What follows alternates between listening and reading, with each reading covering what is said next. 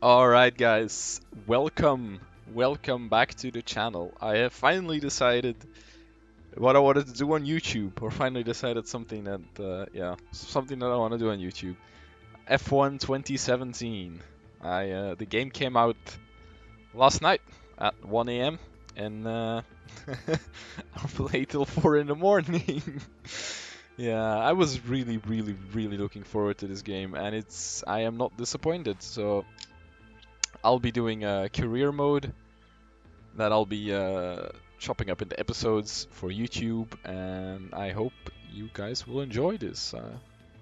I'm certainly going to enjoy this.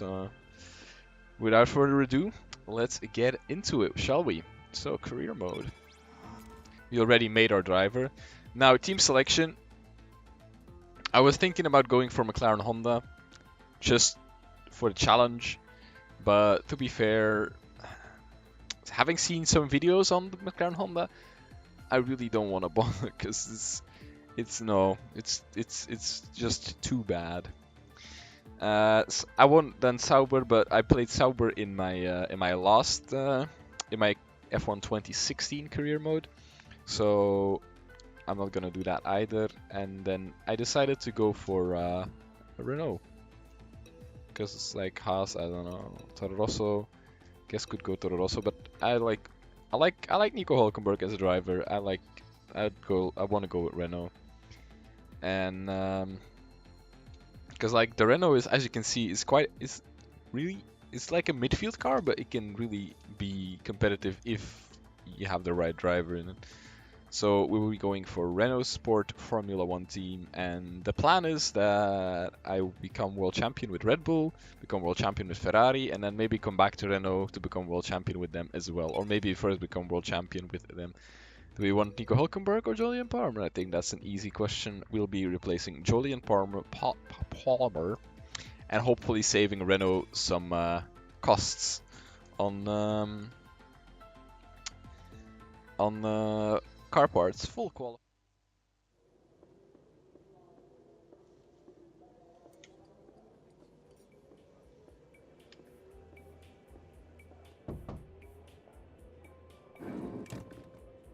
Yes, and I respect that. But my client has a championship to contest. So if you want our participation, I'm afraid the concessions are mandatory. Yes, that's fine. Get back to me when you can. Goodbye. Time to sign our first ever Formula 1 contract. Signs the contract. Anyway, thanks for coming by on such short notice. I just needed to cover a couple of quick things with you before you race. Firstly, as requested, is a copy of your contract. It's a rolling deal. However, the team reserves right of termination if you fail to meet performance standards. You're second driver for now, but work hard, hit your targets, and I'll be able to sweeten the deal. I'm also looking to get you into some invitational events throughout the season. The experience and exposure from these will be great for your image. Plus, you'll get to drive some nice historic cars. Now then, go get ready. And that sounds pretty good, Good luck. considering this is my first year in F1.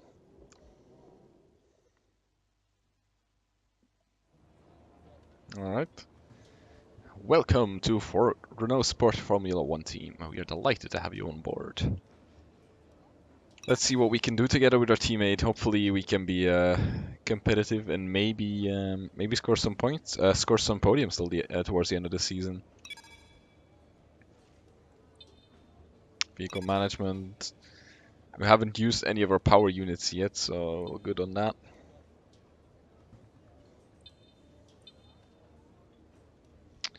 What else? That's tutorials. Oh, I guess we're just gonna jump in. Welcome to our viewers from around the globe. You join us just as today's practice session for the Australian Grand Prix is about to start. We can see, of course, plenty of activity in the garages as we wait for the green light to get this session underway. Anthony Davidson, thank you for joining me once again. What are you going to be looking out for once the cars get out there on the circuit today?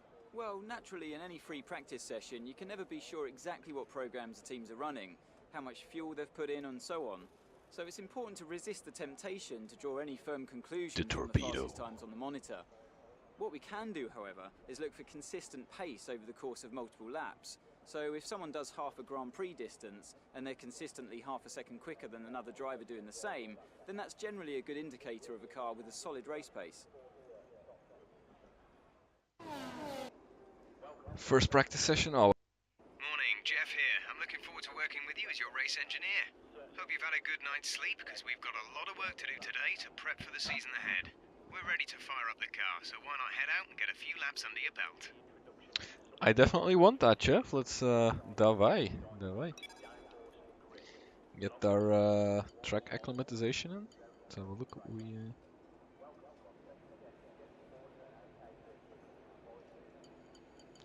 Yeah. Let's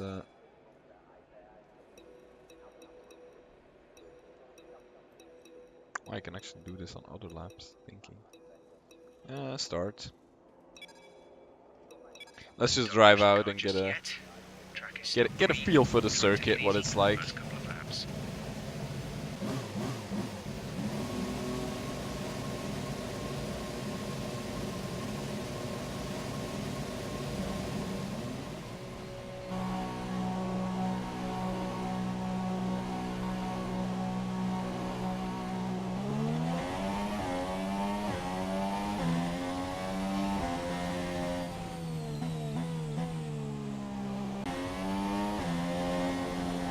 So here we are coming up for our first lap of the acclimatization. So basically our first fast, well, it's not really fast, but our first lap of Melbourne. And already we're being blocked by Fernando Alonso.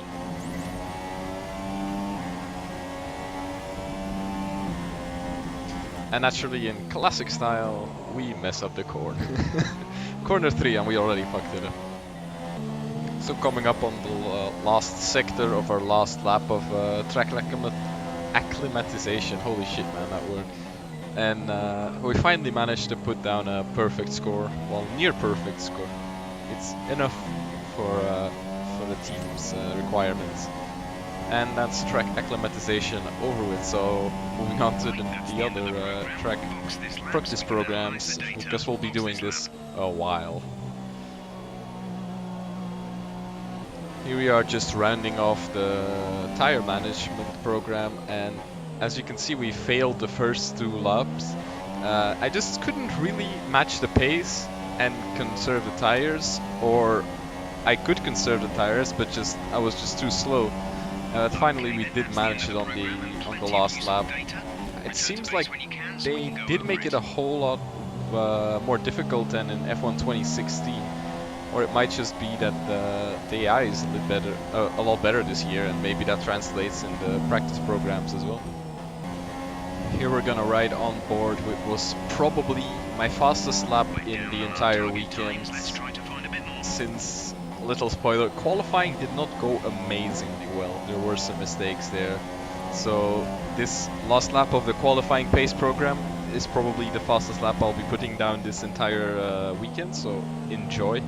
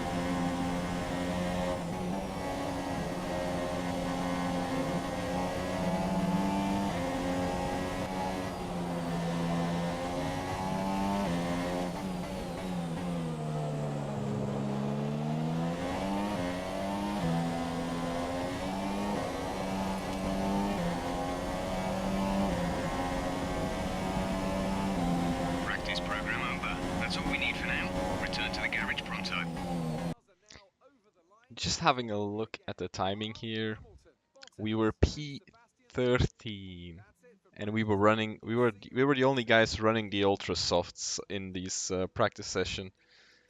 So looking towards qualifying, I'm not feeling very confident in this Renault, not at all.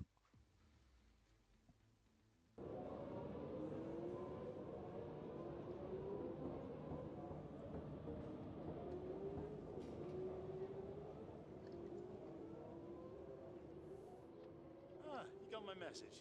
Perfect. Welcome to home away from home. We get more real-time data from the factory now than ever before, and it all comes through here. So I have to spend more time checking over the reports and less time hunting you down in the hospitality suite. To that end, sorry, just a sec. Yeah, Chris, is this important? I'm in the middle of something. Okay. Right.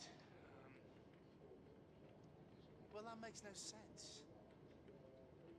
Have Sarah reset the simulation and run it again. Okay. Sorry about that. As I was saying, we've set up a desk for you at the front here. You can get onto the network from your laptop, so make sure to check the R&D screen regularly. And let us know how you want to use the data that we've collected over the weekend and through the practice programs. Also, bear in mind that the news from the factory won't always be good. Sometimes tests fail, like you've seen just now. And when that happens, we have to divert additional resources to fix it. C'est la vie, I'm afraid.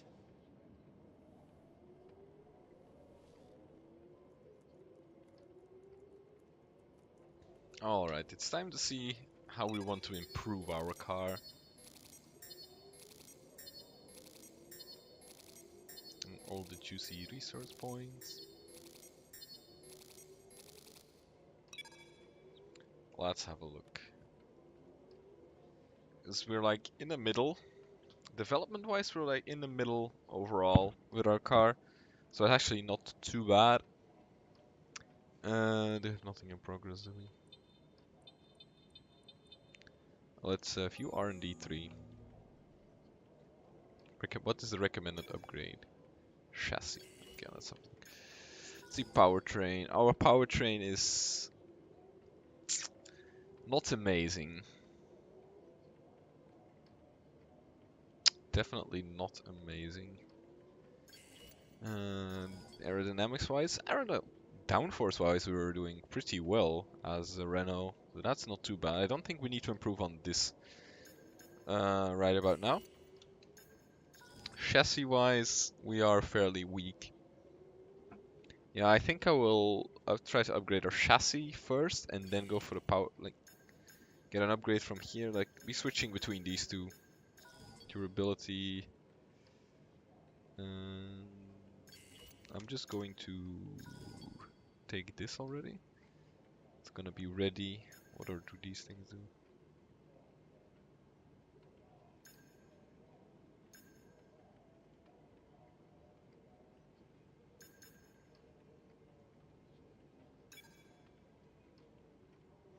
Optimization to the design of the central undertray results in a weight advantage at no compromise to the complex underfloor aerodynamics at Davai.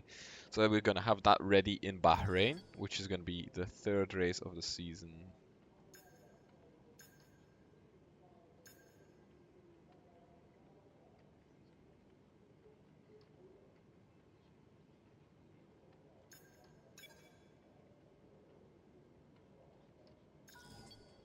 Take this less chance of failure. Do we want to have a look at durability?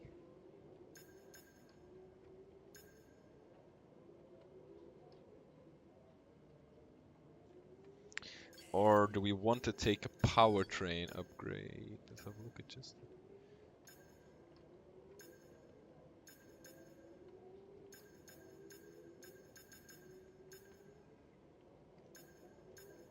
Having a look at the different intercooler locations can make a huge difference.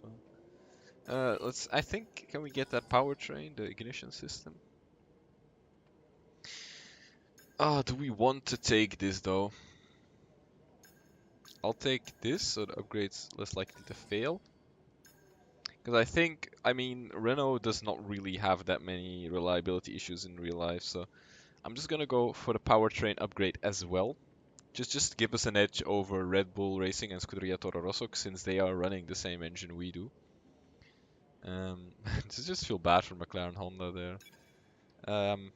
Alright, develop this. So we've got two upgrades coming for the third race of the season in Bahrain. We have the chassis upgrade and we have the powertrain upgrade.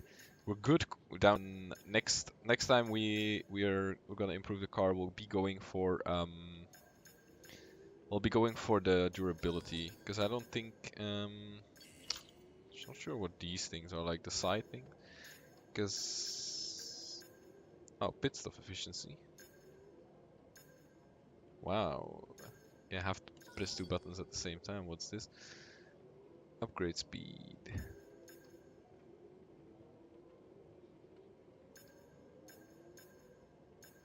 Oh, these are just bonuses you get.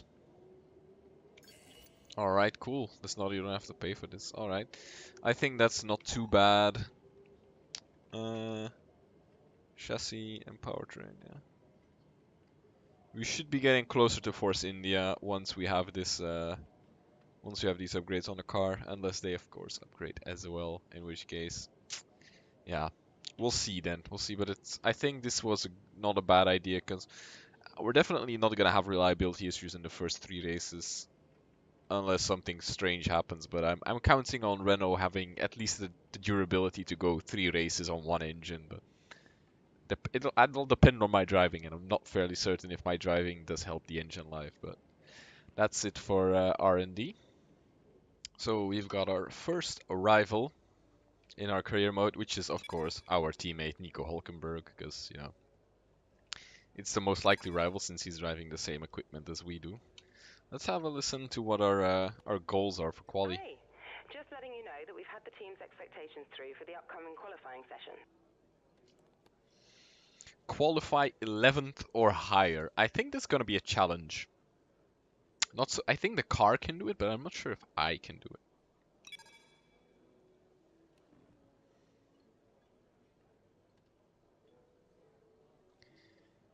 It's gonna be interesting to see how this qualifying session will pan out.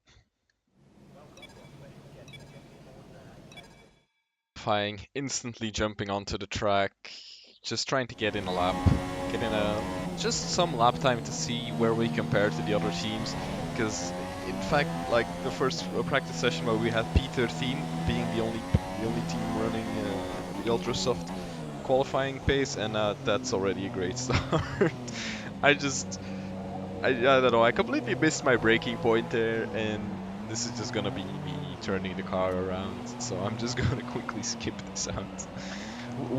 So here we are, our second attempt, well still our first attempt, but now not spinning out in the last hairpin, of putting in our first qualifying lap.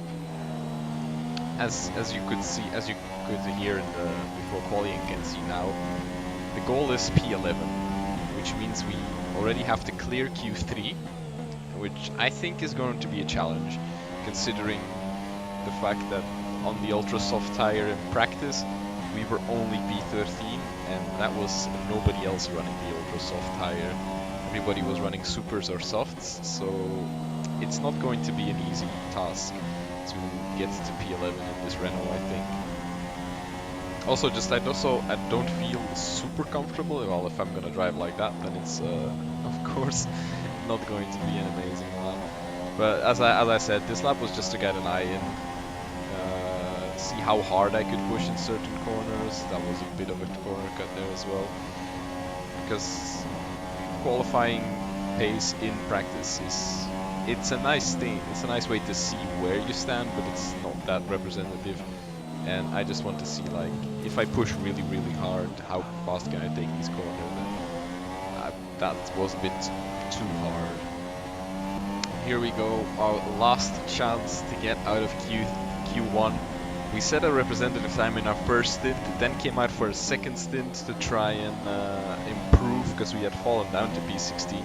But we just could not improve. With 5 minutes to go, we pitted. Refueled the car. I did not actually change the tires, because the tires were not worn enough in my opinion. They seemed like they could go on, and I didn't want to waste all my tires in Q1. I'd like to have some pace in Q2 at least. So here we go. This is the lap that got us out of Q3. Little spoiler ahead again, but maybe I should stop spoiling and just let you enjoy as far as you can enjoy my hot laps.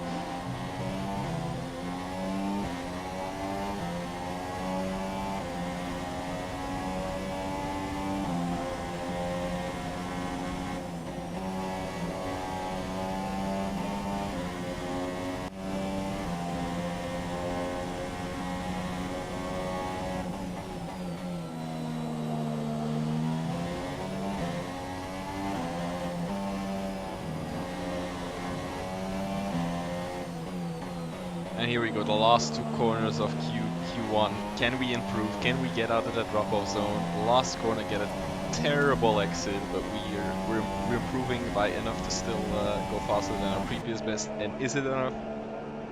I already spoiled it. That's B15. We got out of Q1. We got out of Q1. It was very close, but we got out of Q1, and that's what counts. So here we are setting our first banker lap of Q2. And boy, did I mess up this session. Near the end, our time was not amazing, and I thought I had enough time to come in and to put on a fresh set of tires with a quick lap, which I did, but then I messed up the lap, and then there wasn't enough time to come in for an extra fuel, and so I kind of ended with, I think it's going to be either this lap or the next lap that's going to be the time that gave us our starting position on the grid, but I was not happy at all with this qualifying. I'm not saying I would have gotten into Q3, I don't think that was in the realms of possibility, but I might have gotten P11. I think that could have been a possibility matching the team expectations, but this session was just yeah, something to be ashamed of. Up to the last couple of corners, and I already said this qualifying session was not good at all.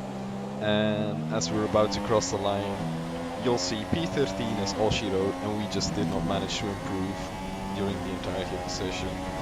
So let's move on to the race and see if that goes better in any way. We did get some resource points. Losing the rivalry, of course, because Nico Hulkenberg did make it into Q3. So we'll have our work cut out for us during the race.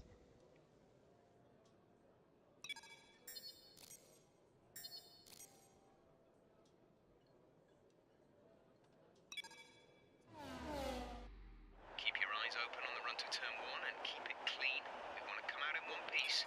Good luck. Race strategy seems pretty straightforward, just a one-stop going from the softs to the super softs. We're not really gonna have the pace or anything to run the ultra soft, so we'll just keep track position by going the extra long stint on the softs, and then the supers, hopefully they'll make it till the end.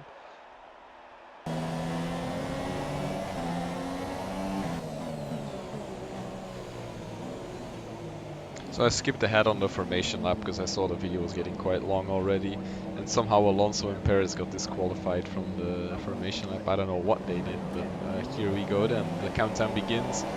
5 red lights, and away we go for the first Grand Prix of the season, the Australian Grand Prix. Pretty average start, got the 2 Toroses in front of me, tried to go to the inside, but the Haas was there. I just barely, like, the gap was so small, but I did make it through. I got a warning for a collision, but first turn one incident. Now the run up to the second corner, try to jump the inside, can't quite make that jump because that would have been a lot too optimistic. The run wide here, already compromised for that flat out right-hander, but not under threat from Grosjean just yet. Just seeing if we can't get a move on Stroll and our teammate, because they are battling quite hard, and I think that has compromised their run up this straight, and I might, yes, this a mighty dive up the inside. I'm surprised there was no contact there. I did lose the back end a little bit, and there's my teammate already back on my inside, and it doesn't seem like I'm gonna have the speed to make a move down the fast chicane. I just need to watch out because the Williams is a lot faster on the straights than the Renault. Of course, it has the Mercedes powered engine in the back, which gives it a lot more pace on the straights than me. And this I will struggle with the third sector during the race, so I have to watch out here a little bit that I don't lose too much time. But Hulkenberg seems to be long gone already, but seeing as he's on the ultra soft tire, I think we'll have the strategy advantage near the end of the race, so we just gotta have our pace and keep putting in steady lap. So let's have a look again at that start. 5 red lights, and we're off. we're the Renault in the back for those who didn't know. Yeah, there we go. Trying to find a way, but Grosjean had such a monster start. He just jumped us. We lock up into the first corner, and those. I'm surprised that one of the Toro Rossos didn't crash out there in the first sector, in the first corner, I mean. And they're looking for a move, dive to the inside. And I actually thought about going up Stroll's inside there. You could see that I was like, maybe that's a bit too brave, and indeed it was too brave. So, and then going wide, like, I don't even know what happened in that corner. I just kind of lost it. And now the battle, you see Stroll and Hulkenberg just going side by side through the entirety of the first and second sector. And now comes our monster dive up the inside. Like, it was insane from a cockpit view, but this is even, like, just, wow. The fact that nobody crashed there is amazing. I should not be pulling moves like that very often, because that's not going to be healthy for the cars. And now it's just us chasing down Hulkenberg, but we don't have the pace to actually match him. And this train forming behind me is going to be a common theme throughout the race, constantly trying to hold off faster cars behind me. A few laps into the race, we see our first retirement. Sadly, Danny Rick, in his home race, has an engine blowout, the first one of the season, and probably not the last one, because in fact we have 4 retirements this race due to engine failures. Alonso, of course, is one of them, because really, how couldn't he be? Rejoining the action a little bit later. At this point, Lance Stroll, who was on the ultra soft tire, has already pitted, and we are under threat of Romain Grosjean, who we did manage to pass after his monster start at the beginning of the game. But here we go. He's looking for a move, because he has better pace this race than I do, and I had a very scruffy exit. I ran wide into that corner, and that really set him up on this long corner. Is he gonna try a move? He tried a move, but he wasn't quite far enough yet, so he managed to hold on to that position. But it's not gonna be for long, because here he comes again looking for a move. He actually outbrakes us, going side by side, a little contact between both of us. Still side by side going into the next corner. I still have the inside, however, again contact between the 2 cars. Now heading into the hairpin, I outbrake him this time, but I run too deep. We're gonna get contact into the final corner, side by side. Luckily, I was the one that went over the DRS detection zone second, so I managed to get DRS on this straight and on the next one, of course. So I just managed to hold on to this position, but I'm gonna have to fight quite hard for it. And as you can see, we jumped Max Verstappen in the pit stops, and sadly this little fight with Romain Grosjean is holding us up quite a lot. As you can see, the train forming once again behind us. So here we are still battling for position with Grosjean, and one of the Toro Rossos has caught up. I make a giant mistake, and here he just, I had nothing to defend with, nothing. So that's Romain Grosjean passing me, and to be fair, that's the last I've seen of him this race. He just flew away. He was just gone. From the moment he passed us, there was no way I was going to catch up to him anymore. I'm not sure what engine the Haas is. I think it's the Ferrari engine, but it definitely seems to be more powerful than ours. And I wasn't driving my best this race. Coming up to the pit stops, as you can see in the distance, Grosjean has just pitted. I decided to stay out 1 extra lap to try and put in a monster lap and overtake him. Let's see if that worked. We're gonna ride on board.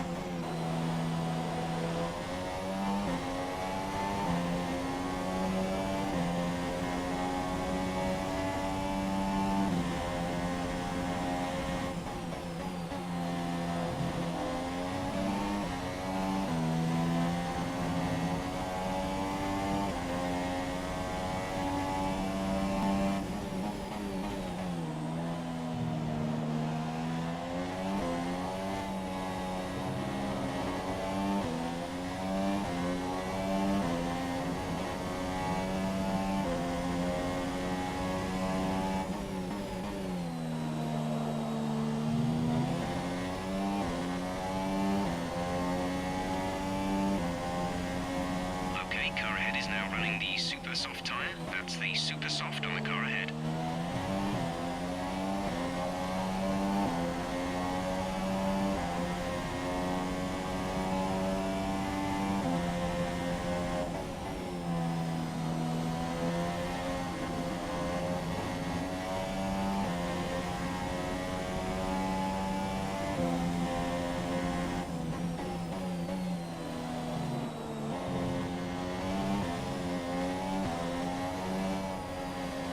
So yeah, that lap was definitely not what it should have been, and no big surprise.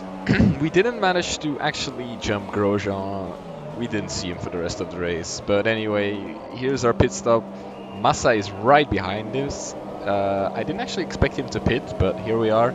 The Williams crew is notoriously fast in the pit stop, so let's see what the Renault crew can do. Is it going to be a good pit stops? The supers are on release, and that was the most unsafe release I've ever seen. Massa's car actually ghosted, otherwise we would have crashed. I'm surprised the team actually let us go, or even like Okay, stay clear of the white line on the exit. yeah, they just let us go into him, and we didn't even get a penalty either. So that's an interesting mechanic in F1 2017. It seems unsafe releases. Moving on a couple of laps, this is starting to look familiar. This time not Stroll, but Massa managed to keep him behind us, but we have been under threat the entire time. It's been a hard battle, but I've been managing to keep him behind me. As long as he, even though on the straights, I always seem to get the inside of the corner and can outbrake him.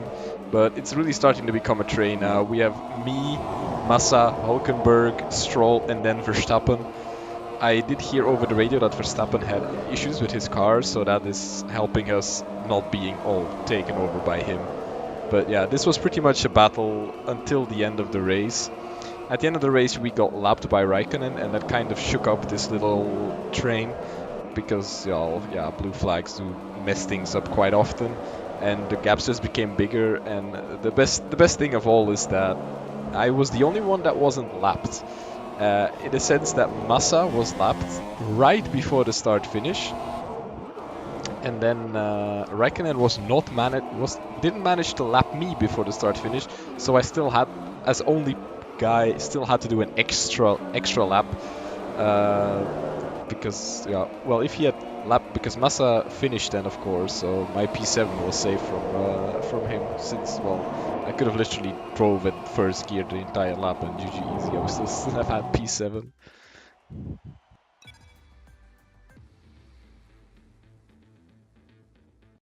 Needless to say, the team was quite impressed with our performance during that race, and that really did put us ahead in the rivalry as well. But not only in the rivalry, also in the reputation screen, it was clear that Red Bull was quite impressed with our performance, probably because we finished in front of both their drivers in a Renault. So it's looking good if I want to move to Red Bull in the next season, perhaps. Not sure yet what'll come out. Maybe we'll stay with Renault. Who knows? That's one of the things I'm not going to spoil.